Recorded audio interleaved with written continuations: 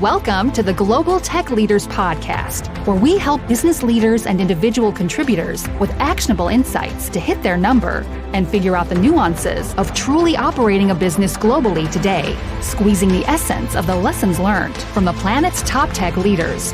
This is your guide to joining the fast track to global market scaling.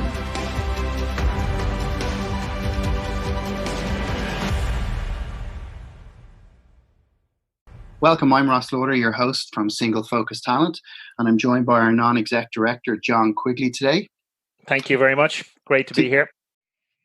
Today we're joined by Ralph Schonemann. Ralph is a Dutch man who's relocated to Ireland, but more importantly, when I think of Ralph, I think of German sales leader. He's had the experience of managing the German speakers specifically across EMEA, but very much from an Irish context. So he has spent a good portion of his career here in Ireland. Want to explore what it is that's meant to him, what he likes about it, maybe what he doesn't like. That's also relevant. Welcome to today's call, Ralph. Thank you, Ross.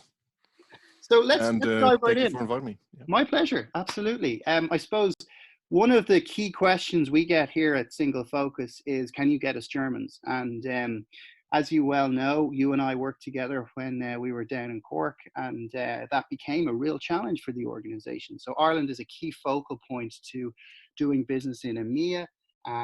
And, you know, German is a hugely spoken language, but more importantly, the German economy and the DACH region, so Deutschland, Austria, and CH for Switzerland, is a key focus of growth in EMEA. It's such a significant portion of those economies. So we're going to dive into that. But before we get there, Ralph, maybe you could just share with us, you know, your own your career thus far, what brought you here, and kind of your movements into leadership, as it were. Yeah, no, absolutely. So actually I had to look it up because I wasn't sure if it was 97 or 96 that I started in IT. It was actually 96. So I've been in this business for quite a while. Started off actually on the outsourcing side of things. I was in working for an IT services company that was part of Deutsche Telekom, KPN, and I was on the floor there. So I was a change manager. I managed a team of guys who actually were on site with the customer and working on IT projects. And yeah, that was interesting because it gave me a perspective of that side. I also studied IT management when I was doing that. So that's what got my career started. Went from there to work for Atos Origin, now Atos. Was essentially the same role, but it was more expanded. I was a bid manager for a while for our product group. Worked on large outsourcing projects. Then at some point I decided I wanted to do something else with my family, and we were living in, as you mentioned, in the Netherlands, close to the German border. So my career up until that point, it was 2004, was just based on Dutch companies, so anything within the Netherlands. And I want to have an international career because I studied international management before I actually went into IT. And I was also looking for a change of scenery. So there was some obvious choices there, like for instance the UK, and then there was Barcelona where I studied, which I was also looking into. But in the end, it was Ireland that won. So I ended up moving to Ireland, to the west of Ireland to be precise. And I was working for a company named Veritas at that time in Shannon, which is close to Limerick. And I started off in the renewal sales side. So before that, I was always on the sales support side of things, and that was the first time that I actually moved into a role that was directly sales. I started off as an individual contributor there, and then became a team lead, and in the end, the manager of the whole region. I was with Veritas and then later Semantic, because Veritas was acquired by Semantic in 2005, if I remember correctly. So I was with them until 2011, and it was the time that my children were young and they were growing up, and it was around that time that they needed to go to secondary school. So we were actually looking at some other things, maybe moving around. There was not that much in terms of opportunities in the Shannon area. So I was approached by a recruiter working for Quest Software, and ended up getting a job there. And that Ross is where you know me from. I moved to Cork. I took over the central region team. Well, there was actually more components to that, not just central region, but mainly central region. That was the first time that I was responsible for a direct sales team. So before it was renewal sales, this was direct new sales actually. So build up the team there. Then there was a restructuring, and I also got to dabble into emerging markets. So I was with them for 2.5 years. Then there was a restructuring with in terms of Dell coming along. I then ventured to EMC and became within the EMC environment. I went to VMware and was the inside sales manager for also the DACH region. And then now the recent years, I went back to Symantec because there was an interesting opportunity there. Running the renewal sales team again, and then Symantec was acquired by Broadcom. So now I'm in Broadcom at the moment.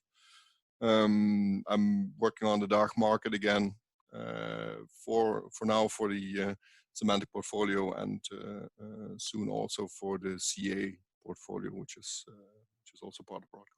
So let me ask you this, Ralph. In terms of your career, you're obviously a Dutch guy, and you speak German. Maybe take us through how you came about learning German, understanding the culture, and then how is that language specifically taken you to each of those steps in your career? So obviously, Dutch culture will be different to German culture. Both very direct, from what I understand, but the German's very serious, very focused, very orientated.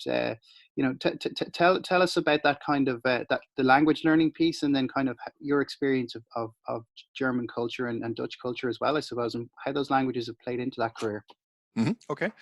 Well, so the area where I grew up in the Netherlands is an area called Limburg, and we're jokingly called sometimes the Germans of the Netherlands, because we're so close to the German border, and we have a relatively thick accent. If you were to compare it to Irish circumstances, we'd be the Carryman of the Netherlands, right? And because of that, because of the accent that's already there, the dialect that we speak, which is, by the way, becoming less and less, but it's a similar dialect to what the Germans would speak just across the border, which is the Cologne area, you know. So that helped. So I was exposed to German from a very young age. Got some German in secondary school, but I never learned to speak it fluently until I actually went to university. So I started to study international management, and I picked so it was primarily in English, and you needed a second language, and I picked German over French because my French was not that great. So I went with German, and that got the ball rolling on me speaking German. Now then, when I went into my IT career, it became irrelevant because all of my contacts were in Dutch and sometimes in English. So from '96 until 2004, I hardly used any German. And it was actually funny when I applied for a German-speaking position, or for a position down here in Ireland, and it was because of my German that I got the job initially, apart from obviously having an IT background, because I hadn't spoken it for quite a while and actually wanted my manager at that point, Lloyd Nolan, that my German would not be considered fluent, and he was happy about it anyway. When I went into the role for Veritas and then Semantic, I got to speak it on a daily basis, and I do have a knack for languages, so it improved and improved until at this point I think I can pass for a German. So I have a very good grasp of the language, and that helps me a lot. I love that. Spoken like a true linguist, I suppose. My French wasn't great, but it's one of my 4 languages, which you could probably, pick back up if you so choose to in the future. And I think we've had this on prior shows where we've spoken about 5 languages. Well, there you go. I apologize. What's the 5th one? Spanish. I have some Spanish as well. Very good, very good. Well, I know that you live in the west of Ireland, and I know from memory you're right down the road from the Father Ted House. I suppose you might work on your Irish maybe as a bit of a tip for you if you're looking to pick up another hobby of a language. But I was considering that, Ross, but to be honest, you guys don't take your own language too seriously, so what I'm also interested to learn is how have you found the German culture and Germans and obviously as yourself being a sort of a European in Ireland, how has that all kind of played itself out in your career? Okay, well, the interest in culture and how culture impacts organizations had actually started during my studies of international management. I had organizational culture as one of my specialities, and I studied with a guy named Hofstede, Geert Hofstede, who was he is one of the main people to study international culture. And one of the things that I learned there is how important this is for making a company work and being able to sell to that you have to grasp what the cultural differences are. And as you've already pointed out, there's a pretty big difference between the German culture and, for instance, the Dutch culture.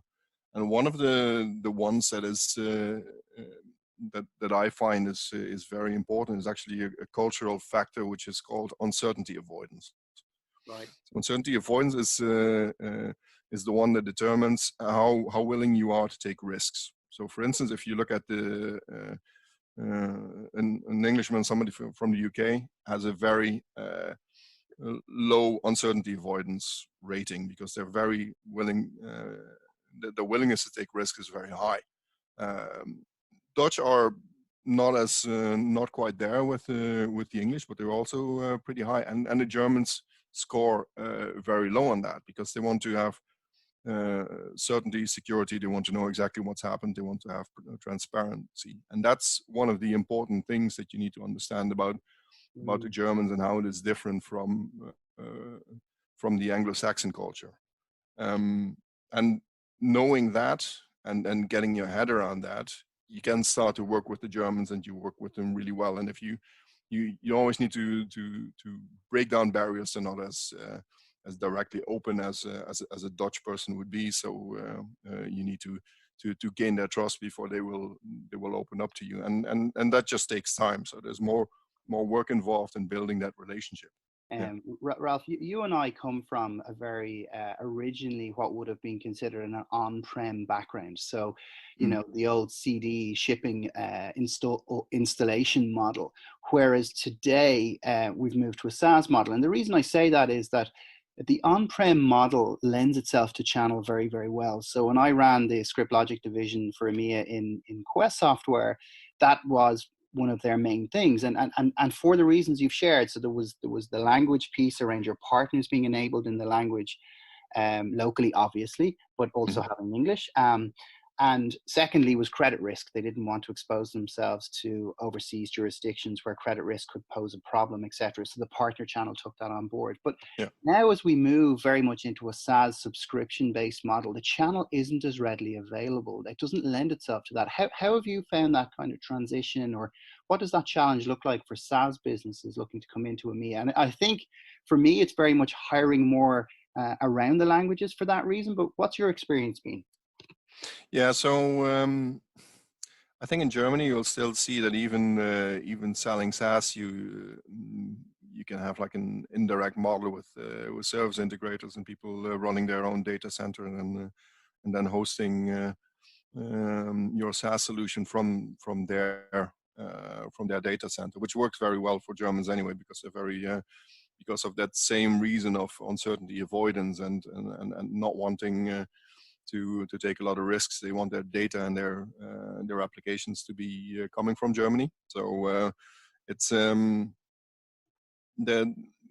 I think the indirect model even works on the SaaS side of things if you want to sell into Germany.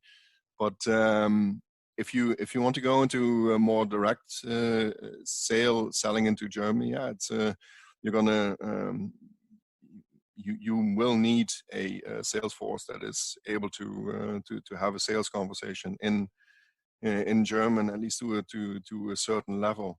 But if you're selling into the mid-sized companies, you're probably the best off, because in mid-sized companies there's typically a good level of English, so they will understand if not everything comes across as fluent German. And they're happy to do that too. If you go into the more SMB type markets, you may come across companies where the level of English is not so great, so you're stuck there if you don't speak German. And on the other side, if you go into the large enterprise space, it is often expected that you speak German and have a good level of German, particularly if you go into the governmental agencies who just they want to be addressed in German, not in English, unless you're talking to an exception or an outsourced partner or a global company who has to happen to have foreign nationals in core positions. You mentioned trust earlier on. It's really key to build trust from a cultural perspective. What would be your advice? How do you build trust in the German market? It can be a very lucrative market for, let's say USA companies that come in to Europe and they look at various markets. The German market can be extremely attractive, because there is, let's say, there's a lot of OEM kind of manufacturers. There's a lot of technology hubs. There's some of the world's greatest technology companies have come out of Germany. Some of the most well-known organizations like Bosch and these kind of organizations. So how do you build? What's the advice you'd give to somebody who's trying to build that trust that you spoke of, that cultural trust in the German market?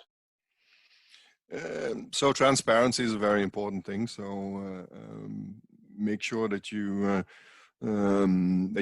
outline what you're going to do, how you're going to do it. Make sure that you follow up on what you do. So no surprises, right? With that transparency. No surprises. Okay, got it. Yeah. Yeah. So again, it all comes back to that uncertainty avoidance piece where they really don't want to have any risks. Germans will also be happy to commit to longer term contracts than, for instance, sometimes English customers would, because they just want to have that visibility, that security, that so they can base their planning on what your solution is going to deliver over a certain amount of time. That's right. Actually spot on. Some of the largest deals that I've ever done with organizations I've worked for, the longest term deals and some of the largest deals have actually been in the German market. Mm-hmm. Yeah, that's very true. If you look at the German automotive industry, for instance, right? So why do we buy German cars? Because they're reliable, because they're not the most innovative cars in the world. I mean, they're only now hopping onto the electronic vehicle train, whereas Tesla is already selling the Model 3 like there's no tomorrow, right? So, but you were always going after, you would always buy a German car because you know it's reliable, it has a good fuel economy. Everything is engineered into minutiae to work really well and to work really efficient, and that kind of sums up the German mindset. So that's the way they want to do it. They want to be able to engineer it to make it work really well, to make it dependable. All of those things are very German qualities, and you have to be able to match those if you want to be successfully selling into the market. And details are really important, I've found anyway, particularly in contracts and having various people involved, particularly around, kind of technical architecture and whatnot. You really need to be methodical in terms of walking through a particular solution a bunch of times before it's accepted. In my experience, anyway, that's what I've found. Yeah, absolutely, and oftentimes they're very adverse to accepting any T's and C's that are based on non-German law. So you often need to be able to be flexible in what kinds of legal terms you have to be able to sell there, right? So. Correct. And I suppose as well, if you think about it, some of the things I've had in my career as well, you mentioned data centers and hosting earlier. Often they won't do business with a data center that is not located in Germany. Yep. So that can be a bit of a stumbling block. And I know from a HubSpot perspective, they located in Germany for that specific reason, and they figured that because that market was so substantial, that the Germans almost set the baseline for compliance, right? So if the Germans are okay with it, then the rest of Europe will certainly be, if they're more liberal in that regard. So I think that's some of the kind of experience that would be quite pertinent to somebody in that space looking to move here. And I know GDPR is a discussion for another day, but it's very, very relevant that on-prem piece, or that, kind of local comfort level is certainly adhered to, and that the jurisdictional, even EU law, or even law in other countries that aren't EU members, there may be an aversion there. And I suppose what I'm really interested in learning is, how do you translate, Ralph? And I don't mean the language, I mean the culture. So if you're dealing with an American multinational, for example, and their culture is very much set by that tone, how do you then coach and mentor your direct reports and kind of translate that message to a German in that way? It takes a lot of work. And it goes both ways, right? So always when I'm in a new role in a US company, I spend quite a bit of time and effort to explain the German culture to American colleagues who just can't get their head around it. How people are not willing to take risk and are not willing to just hand a PO. And it's it is a very complex process. So what I did, for instance, in VMware was with the team to digest whatever new sales programs came down the pipe, and then just see, okay, so what does that mean? Because most of my team would have been German, or at least of a Germanic background, and they would always struggle with that. Now obviously, if you've worked for US IT companies, you start to get it. I mean, a lot of Germans have been working for those kind of companies for a while if they're in Ireland, and they'd be easier to cop on. But it's quite a challenge to get that right. And would you say that there's anything that just isn't a fit, or is it just a matter of teasing out that kind of buyer journey and understanding, well, actually, the Germans, by the time we speak with them, are actually way more engaged in the sales process or further down the funnel than are maybe some of our English-speaking colleagues, or maybe our Southern Europeans, where we're kind of creating that awareness. The Germans have done their homework up front. That's been certainly my experience. But where it matters is the negotiation, right? Would that be kind of where you've seen that play out the most? Yeah, no, absolutely. And so if you go into a shop in Germany, the people on the floor will actually not approach you proactively. So there's nobody who comes up to you and says, "Hey, can I help you with something?" Or that's the exception, right? It doesn't happen that often because people will just react negatively to it and may even leave the shop. So you just let them do their thing, you let them do their due diligence, and they'll tell you when they want to buy something. And that's very counterintuitive for a lot of US-based sales.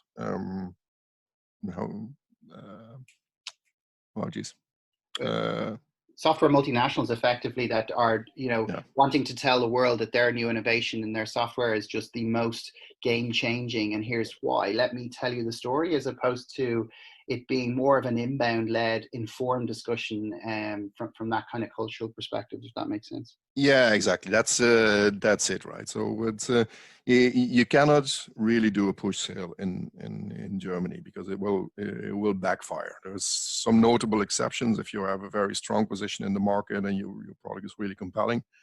But typically you have to let the Germans do their whole thing, do their comparison, and then come to you and tell you how they want it. And then you go into the negotiation, and that's where it's also very very organized. So in a German negotiation, you can actually ask for the steps, and they will tell you what steps they're going to go through. And you also need to be it's fantastic. So once you get to that point, it's great. I mean, it's very predictable. It's easy to forecast. You know there will be an outcome towards the end. They will even tell you if there's a competitive product. Oh, it's wonderful. And I suppose, not to downplay my own nation, but I found that's been one of our biggest downfalls. We don't have the decency to be honest and upfront with people because we have this like fear and aversion to letting people down and not telling them what they want to hear. So when I've worked in multiple organizations where, we've said, here's a sales pipeline, and I've been the manager, or I have been reporting to a manager where I've said, okay, well, this deal's in Ireland, and I'm not calling it because it's Ireland, because we actually don't know the truth in it. I mean, it was the big joke, right? It was particularly true in certain organizations I won't mention, but like you can't say for sure. I mean, because the guy on the phone's telling you what you want to hear, but you've never closed a deal in Ireland. That tells you something. Now there are exceptions, and I'm being small bit tongue-in-cheek here in that regard, but I found in the UK they're fairly straight, but my absolute favorite are the Dutch and the Germans, because they will tell you point blank yes or no, and I tell you what, it's a huge time saver. It is, because you know where you stand right off the bat. And I love that. Map out the sales process for you. And my favorite answer is yes, but my second favorite answer is no. What I can't deal with is uncertainty around where the deal is. If this is fictitious or a tire-kicking exercise, nobody wins. Everyone's time is wasted, right? Yeah. No, that's absolutely true. But it's so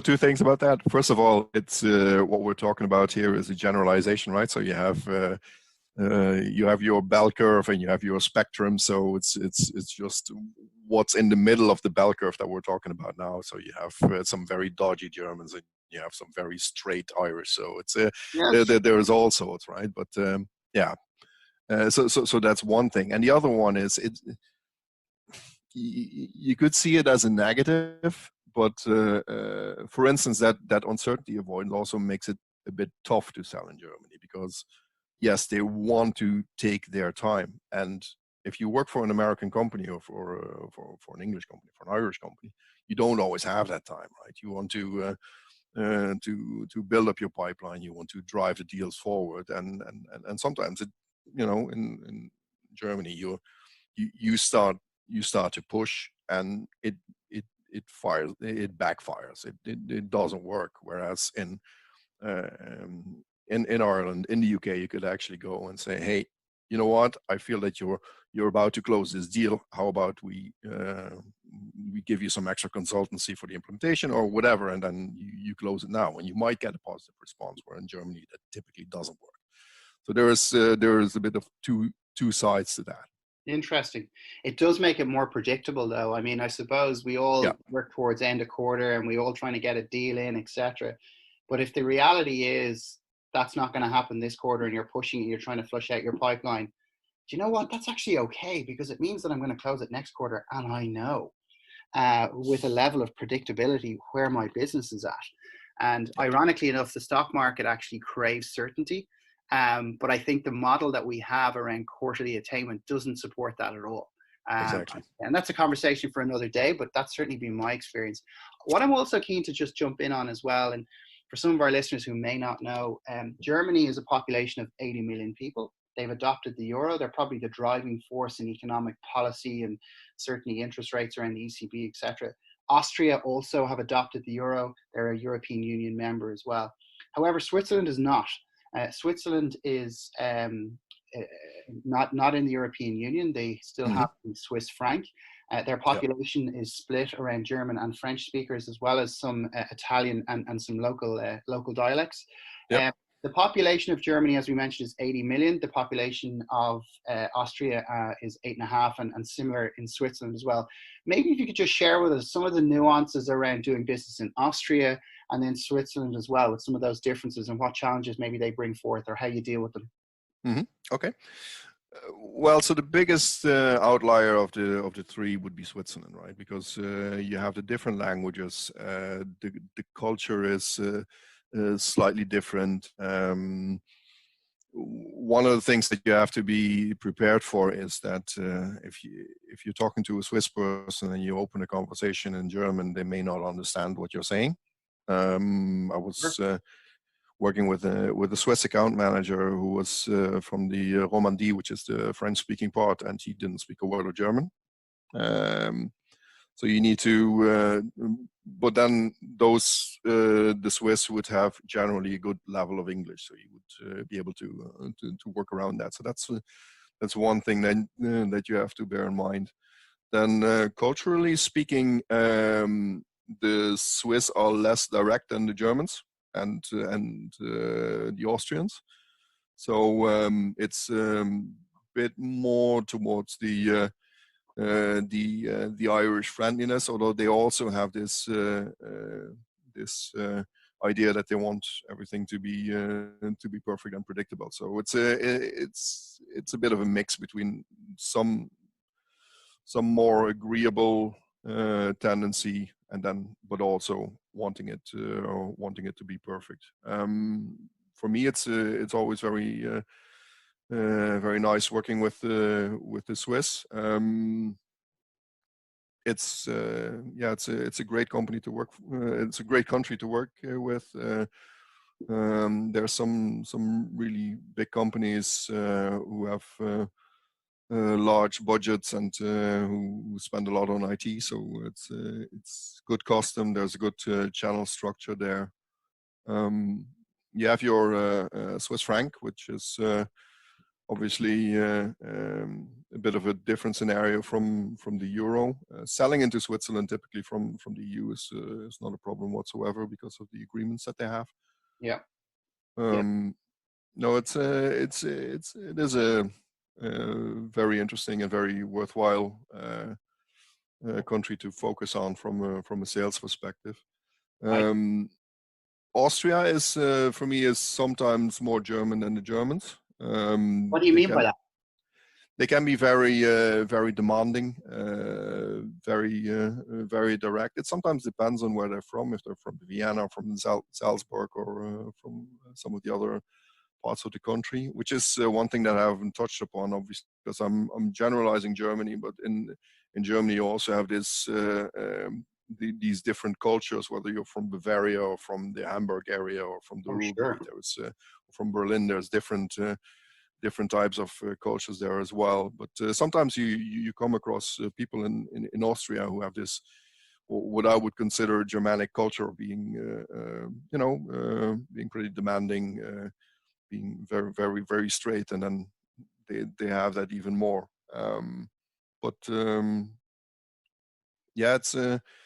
It's an interesting territory, the whole of the DACH region. And I suppose from your own perspective, talking about you specifically now, having moved to Ireland, you're, I suppose, in a unique position in that you've brought your family up here.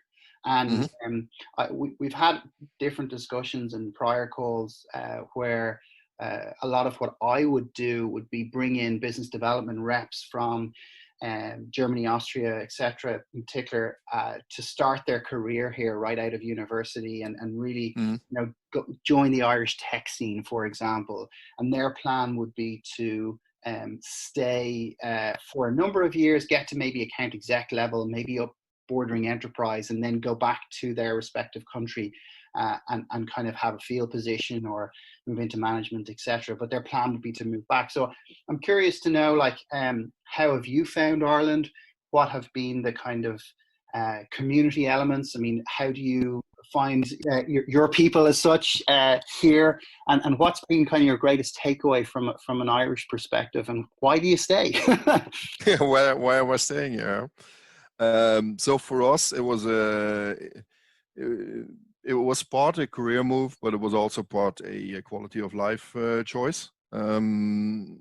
Myself, I love Ireland. I love the people. I love the country. I love the fact that if you're living in Cork and you drive 20 minutes, you're suddenly in the sticks, and you come to these beautiful beaches with not a lot of people, and you can go up a mountain or whatever.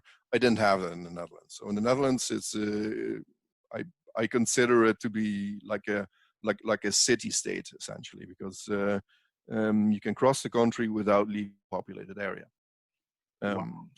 So that's one of the things that was important for me. There's 17 million people living in the Netherlands, in the country the size of the Munster province. So that should that tells you something. So that worked out really well for me. Also the English language. I mean, obviously you have this funny accent, but that's fine. I can understand it after having lived there for quite a while now. But it's just a great environment to be in. It's a great environment to have your children grow up in. And if you're in IT, and if you have the language skills, and particularly Dutch and German, and you're not too fussed about the occasional rain shower, it is a great country to be. Yeah, it's funny you say that, because I preface a lot of the screen calls I do with candidates where I say, we have this thriving IT hub. We have a great infrastructure in terms of the talent that's already here, the companies, the mobility, this kind of multicultural. But I'm not about to sell you on the weather. That's not a good reason to move here. So, Exactly. Just setting expectations up front, so we can get to the truth quickly. But I suppose, where do you see Ireland going in terms of all of this, current uncertainty, how we climbed out of the last piece, and also, I suppose, what I really want to get to is the crack. Can you maybe tell us a bit about what the crack is for you and your experience of it? The crack. So I think Ireland did a great job in recovering from the crisis. I think it's if you compare it to some other countries, they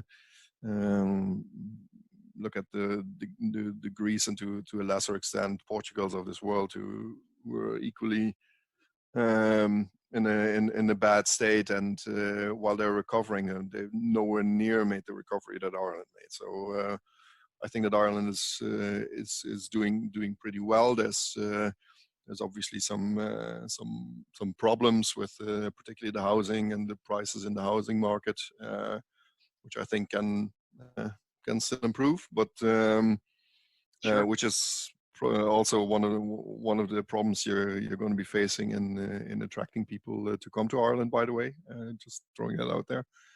But all in all, it's it is in a good place, and I think if Ireland plays its cards well now, and what's going to happen after Brexit, I think it can grow even more and become more this hub for US companies. I agree. Want to stay in touch with the EU market. So bright future for Ireland is what I say. Yeah. Crack wise, They need to definitely get the pubs open again, because that's, not being able to go to the pub is a big downer on the crack at the moment. That's a fair point. Yeah. Yeah, but So for myself, I had a bit of experience in Dublin now. Now I'm back in actually in home office from Cork, and I love it there. I think Dublin is great, but for me the west of Ireland is where the real crack is. So I hope that that particularly Cork can grow into that international hub that it has the potential to be. There's some work to be done, particularly on what I would say the airport connectivity here, because there are some flights to Amsterdam and some flights to Paris and to Heathrow, but I think there's a lot more potential there to build it out. But if Cork can manage that, and it's going to be also a brilliant hub for IT roles. I actually see Brexit as being a positive for Ireland from a tech industry perspective specifically. I think if you're in agriculture, that's a challenge, right? It's a physical product good, whereas I think tech and this knowledge economy piece could actually do quite well, because there will be less people setting up in the UK potentially as a result of this, and I think that'll serve as well. But that brings its own challenges. I mean, there's absolutely no doubt about that. But I think the current crisis around COVID-19 has allowed organizations in some ways to reevaluate their necessity to be in a physical location, and the law around being set up in Ireland and availing of our infrastructure, our tax infrastructure, etc., is that the employees need to be Irish, right? They need to be located in Ireland. But I actually don't think it matters if they're in an office or if they're in a home office nowadays. Would you kind of share that experience? Yeah, so I've always been a big proponent of home office or mixed kind of setups. When I was working for Symantec, we actually went from an office environment into a home office environment with our team. So I was managing a team of, at that point, I think it was around 10 people who were working from home office, and that works well. I mean, sorry. With all the tools that you have at your disposal at the moment, it's and if the internet is good enough, which can be a bit of a challenge in some of the rural parts of Ireland, but it all seems to be getting there. Then I think that that home office is definitely a positive thing, and it also creates for a new scenario, a new pitch that you could have for attracting some more particularly German and Dutch speakers. Because obviously what you just said, Ross, is bringing in the young guys directly from college, and that's absolutely a good way to go do it and offer them the first couple of steps on the career ladder here before they can go back to their own country. But it's also good to look at some more experienced people who are just looking for that quality of life, and those people would not necessarily be wanting to live in the center of Dublin or Cork, and might want to live somewhere out there and bring a bundle of experience, and home office would help them actually make that happen. I think I want to bring in John here, because John's been a CRO in this space, and I know John is a big proponent of coaching, etc. So John, maybe what's your take on that and running teams remotely, particularly in sales, and how do you do that in that fashion, especially in the current circumstance? Yeah, so I mean, it's an interesting topic, and the statistics would tell us, right? This concept, we're calling it smart work, working and home working and that kind of thing is only on an upward trajectory, and by 2025 about 40% of all people will be working in some shape or fashion from their home office. It's about the cultural shift again, because let's face it, Ralph, the return on investment and the actual maths on this whole thing really stack up. both Mhm. for individuals and for organizations that have massive overhead and infrastructural costs, right, to have people in a physical location. So, you know, it's always kind of been the cultural shift, I feel anyway, of the kind of old school mentality of, you know, out of sight and out of mind, you know. And you know, particularly in sales, right, not only do you have to be selling, but you have to be seen as selling. And, you know, that I feel we've made leaps and bounds in the current climate in terms of being able for particularly for organizations that have been skeptical about this kind of approach to kind of do the asset test, take a look at it, and then they say to themselves, whoa, hold on a minute, this is actually working very well. So for me, I predict there will be a paradigm shift coming out of this pandemic with respect to smart working. There's people that have been doing it for donkey's years, you know, organizations like Shopify and all of these guys, they actually don't have any offices. They Yeah. never had any offices.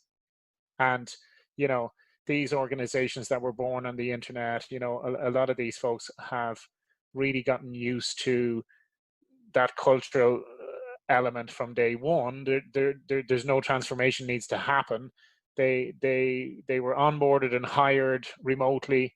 They may get together. I'm not advocating that people never get together. They may get together periodically, to which is really important, I feel anyway. You know, to kind of as they say in Ireland, to kind of get a look at the cut of your jib, as they say, and they they really want to kind of see what you're about, you know, Yeah. eyeball to eyeball. But can organizations be extremely successful working remotely? Absolutely, 100%. Yeah. And Yeah. and you know what, this has been going on for quite some time, where, you know, the likes of Salesforce.com have proved that, you know, you can sell software over the telephone. Mhm. That you actually never have to go face to face with a client in order to be able to successfully sell software solutions and successfully deploy and deliver software solutions and successfully train people on software solutions that, you know, add value to somebody's life and help them solve various challenges. So I think you know, particularly with millennials and, you know, the kind of cohorts that get a bad rap, I think we can learn a lot from those guys, because they are extremely adept at utilizing tools and, you know, techniques to communicate. And, you know, who would have thought that there was any more room in the communications space until Slack came along with a very kind of simple tool Mhm. to allow people to, you know, communicate instantly and that kind of thing. And you know, that just is reinforcement that those kind of tools are hugely necessary to be able to do your job, you know. But not only that, right, is people love using them. And I think that's the key with software now, the transition. You know, the expectation levels are huge for B2B software organizations, because anybody that you know, is utilizing their software, the expectation now is that it becomes as easy to use as the tools they use in their personal lives. And these are decision makers that are looking at tools and they say, whoa, no. You know, the user experience on this particular piece of software isn't even at the races, you know. So there's more pressure on organizations to be able to deliver that kind of stuff, and all of this stuff can be done remotely. Yeah.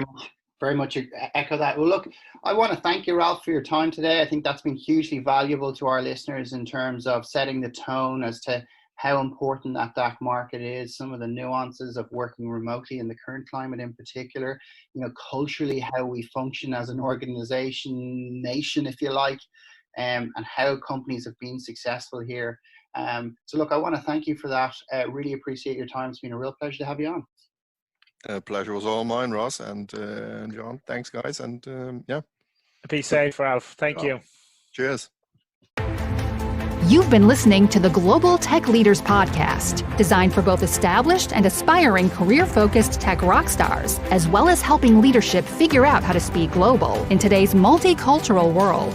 For further details, check out sf-talent.com.